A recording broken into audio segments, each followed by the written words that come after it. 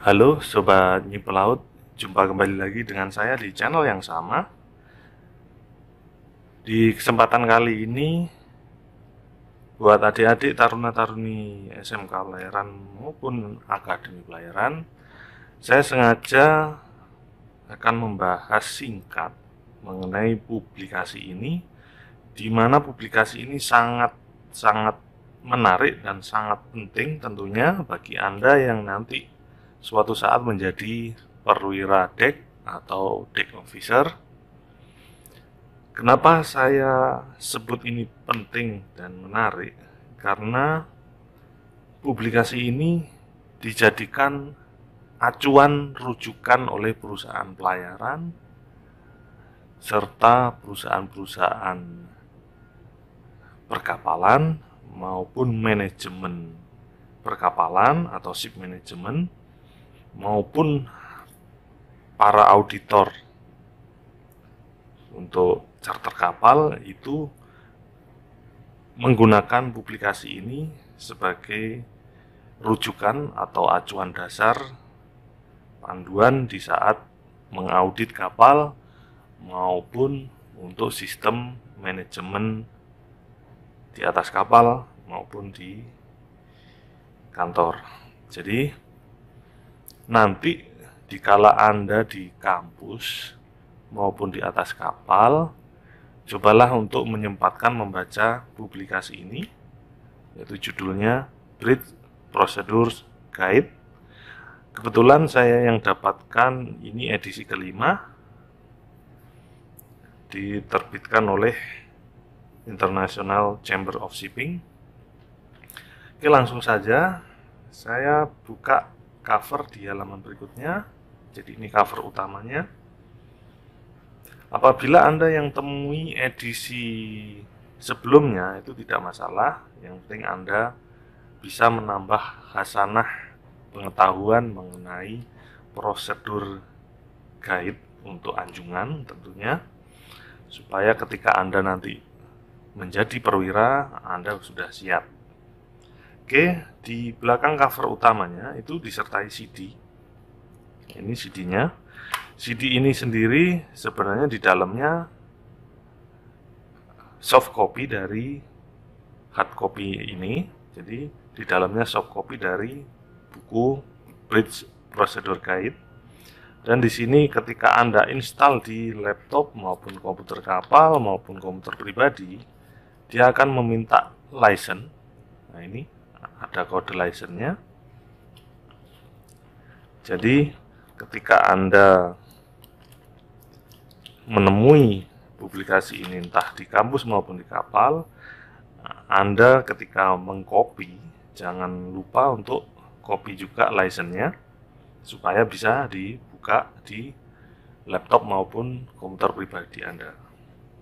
Oke, saya langsung saja dan nanti saya menjelaskan acak karena saya tidak mungkin membahas keseluruhannya dan nanti akan memakan waktu yang lebih lama. Ini kata pengantarnya. Saya akan acak dari daftar isi ini, saya tunjukkan yang penting atau menarik menurut saya, padahal ini semuanya bagus dan ini seluruhnya sangatlah menarik dan bagus bagi Anda yang tahap belajar. Nanti Anda bisa menambah pengetahuan Anda hingga di bagian akhir. Nanti selesaikan Anda hingga membacanya hingga selesai. Dan di bagian belakang ini nanti ada di aneks ini, di aneks 3 itu checklist. Jadi ini standar checklist yang dijadikan acuan dasar atau rujukan bagi perusahaan-perusahaan pelayaran maupun ship management. Oke. Jadi ini saya sengaja ambil mulai dari belakang. Saya ambil dari belakang. Di sini ada Master or Pilot Information Exchange, Pilot Card. Ini ada Pilotage, Business Plan, Anchoring, and Anchor Watch. Oke, saya coba tunjukkan di Anchoring and Anchor Watch. halaman 114.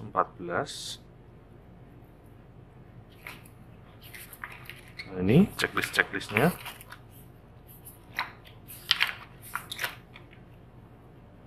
Nah, ini anchoring and anchor watch. Jadi ini checklistnya. Anda nanti di atas kapal bisa membandingkan atau compare dengan di sini. Karena pada dasarnya perusahaan pelayaran mengambil rujukan atau acuan dasarnya dari publikasi ini. Oke, sekarang misalnya checklist ini B17, contoh ini calling the master di 119. Jadi di checklist ini kapan kita diarahkan untuk memanggil kapten di sini, kapan kita memanggil master atau manggil kapten. Nah, ini di saat kapan saja ini dijelaskan, serta ini dijelaskan detailnya di saat kondisi apa Anda harus memanggil master. Oke, saya tidak jelaskan detailnya, nanti Anda baca sendiri. Oke, ini hanya potongan dari checklist yang saya tunjukkan. Nah, ini checklist ketika jaga change of watch at sea. Ini change over watch. Ini biasanya checklist untuk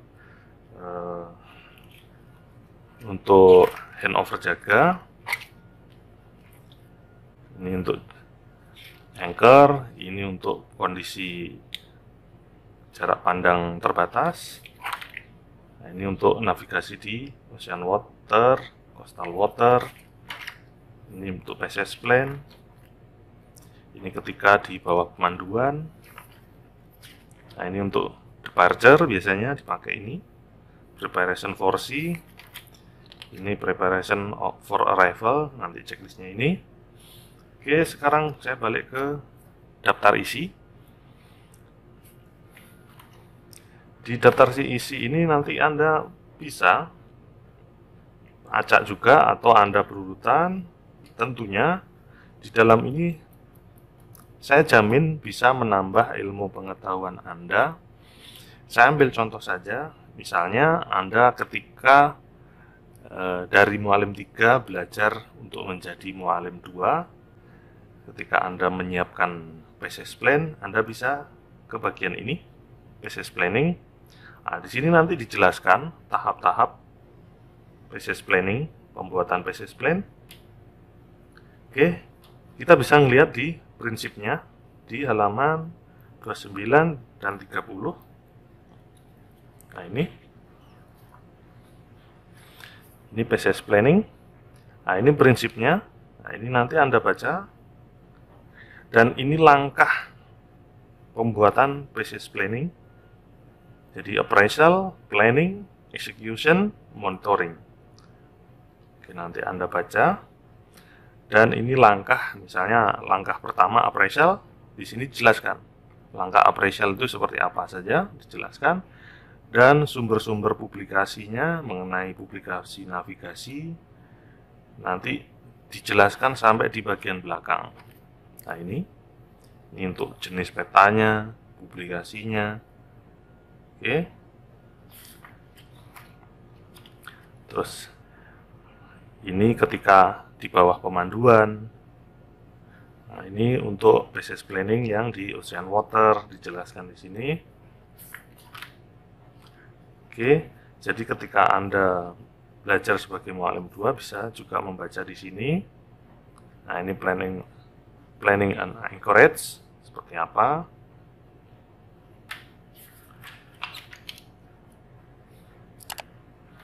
Terus sekarang misalnya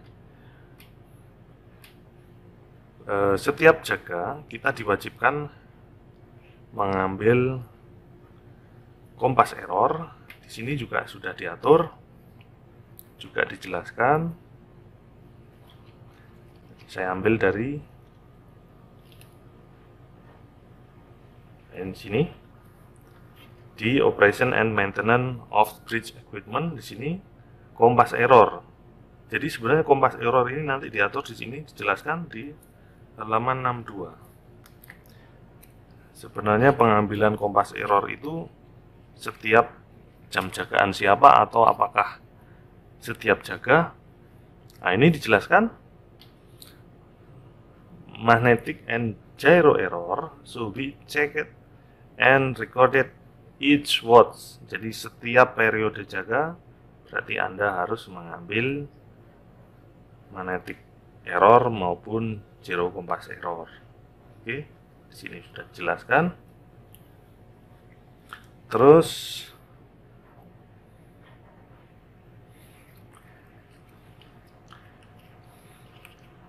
saya ambil contoh lagi, ini saya acak saja. Contoh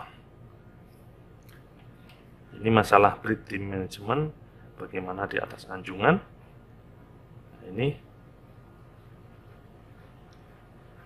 saya ambil contoh ini di The Bridge Team and the Master di halaman 21.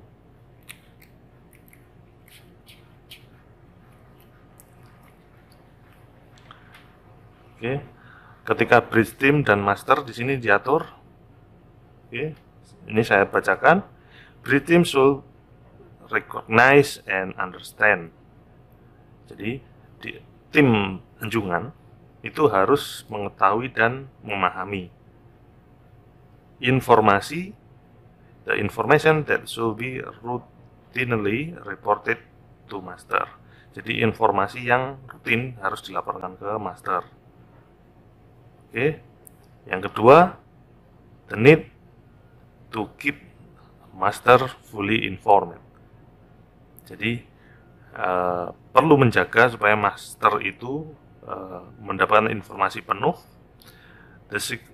Yang ketiga, the circumstance under the which the master should be called. Ini di section checklist B17 yang tadi saya tunjukkan kapan kita manggil kapten. Jadi di bawah kondisi apa ketika Anda memanggil master. Jadi di checklist yang B17 tadi saya sudah tunjukkan, itu dijelaskan kondisi apa di saat Anda memanggil master. Oke, jadi di sini dijelaskan. Terus saya balik lagi ke depan.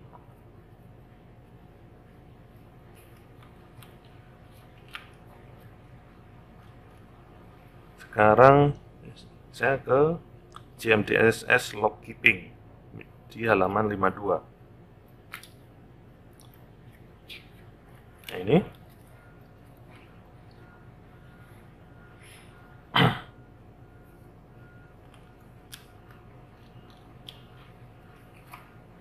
nah, di sini untuk GMDSS log keeping jadi kita di sini diarahkan, di sini ada, kita diarahkan untuk record semua kesulitan dari komunikasi seperti apa, terus posisi kapal terakhir, daily-nya, terus macam-macam dari canceling any false alert. Jadi di sini dijelaskan, dan ini communication equipment test. Nah, ini diatur di sini untuk tes radio, daily seperti apa, weekly di sini dijelaskan, monthly-nya dijelaskan apa saja di sini. Jadi ketika Anda nanti misalnya in charge untuk radio atau sebagai radio officer, biasanya Mualim 3 itu merangkap sebagai radio officer ataupun Mualim 2 merangkap sebagai radio officer. Anda bisa juga membaca di sini kapan daily-nya,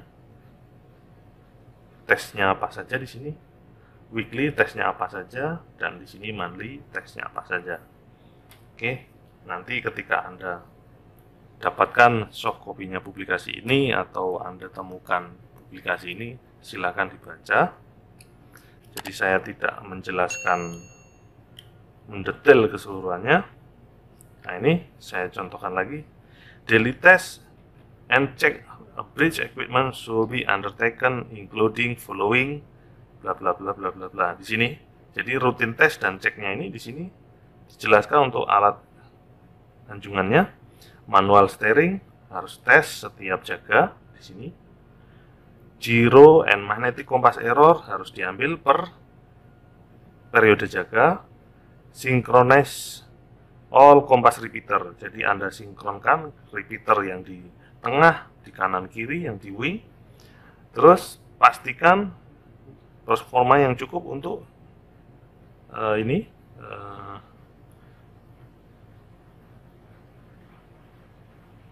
untuk alat elektronik should be always compared. Nah, jadi selalu harus dibandingkan dan verify, dipastikan bahwasanya informasi dari beberapa perbedaan sumber perbedaan yang kita dapatkan, misalnya GPS, misalnya ya, kita GPS posisi kita bandingkan dengan radar, dengan posisi GPS apakah sama. Terus ini all available position system and resource. Nah, ini di sini untuk GPS-nya kita harus cross check. Dan di sini Anda harus memastikan, jadi cek juga memastikan bahwasanya peralatan berfungsi dengan baik dan sukses dalam komunikasi antara anjungan dengan yang lainnya. Ini termasuk di sini kita memastikan ada alarm self test functionnya untuk setting ceknya dan konfirmasi untuk PCS plan. Dan di sini juga untuk memastikan setting BNOS-nya benar. Selanjutnya saya kembali ke halaman daftar isi.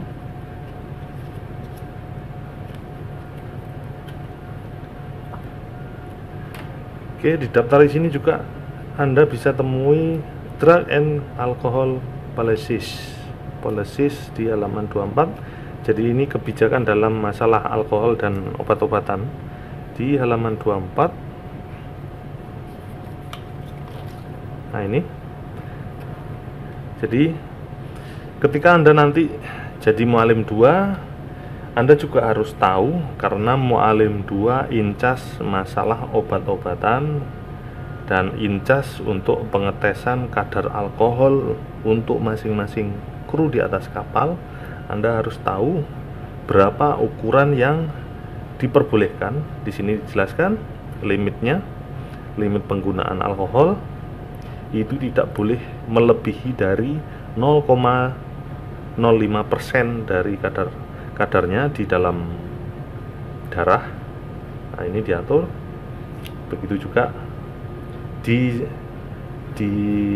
kadarnya apabila menggunakan alat tes breathing itu 0,25 mg per liter.